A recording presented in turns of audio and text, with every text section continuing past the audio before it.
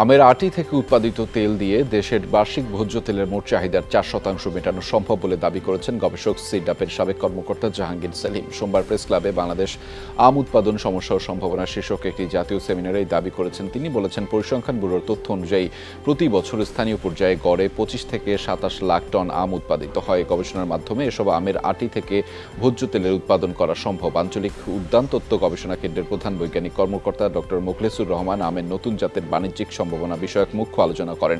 সেমিনারে বিশেষ অতিথি হিসেবে উপস্থিত ছিলেন সাবেক পররাষ্ট্র প্রতিমন্ত্রী শাহরিয়ার আলম। বলেন, বাংলাদেশ কৃষি প্রধান দেশ হলেও মাত্র একটি কোয়ারেন্টাইন সেন্টার রয়েছে, এটি আরও বাড়ানো দরকার বলে মনে করেন তিনি। এছাড়া গবেষণা প্রতিষ্ঠান বৃদ্ধি সহ ব্যবসায়িক উদ্যোগ বাড়াতে সরকারকে সচেষ্ট হতে হবে বলেও জানিয়েছেন তিনি।